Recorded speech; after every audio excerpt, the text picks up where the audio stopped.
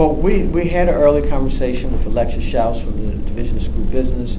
We also had conversations with several people within the Office of Charter Schools, and we gained the understanding before we surrendered the charter that they would pay our expenses through the end of September, all our closeout expenses, and that we wouldn't have to worry about, any of the financial issues as far as payroll and all those things.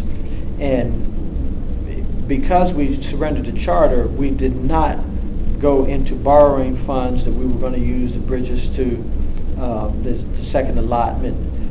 And we also did not complete the 20-day count. We actually surrendered the charter 10 days into the count.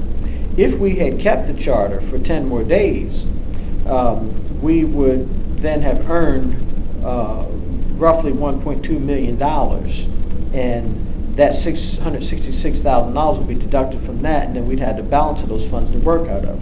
But that wouldn't have been fair to students to just keep them here for 10 days with all the speculation and all the issues. So we surrendered the charter 10 days into the average daily membership period, and with the understanding and assurance that the Department of Public Instruction would pay other ongoing expenses.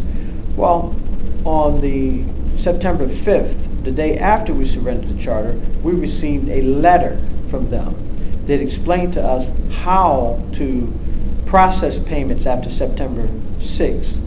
The letter also acknowledged that we expended the $666,000, so it was known that all that money was gone. So the letter obviously refers to some other pot of money that they have available that they could pay those expenses out of. And also by our surrendering the charter, they saved almost $600,000. So our situation is that we're relying on them to pay to provide the funds to pay for the payroll for this month, and also for the transition team that they requested us to have this transition team. So we kept folks on as part of the transition team at their request. Well, we learned from the newspaper just several days ago that they don't intend to pay anything. And basically a statement from the director of the Office of Charter Schools that was made to the press. So we made an official inquiry about it and did not receive any type of response as to whether they were or were not. And so we right now are going to go ahead forward and try to process. And we do have just a recent email indicating that was an internal discussion, and that there's a belief that that's what the position of the department is, that they're not going to pay anything else. We have continued in reliance upon the letter and those verbal representations, and in order to assure that our employees get their paycheck at the end of the month, then we may have to take some legal action. And so where we are right now is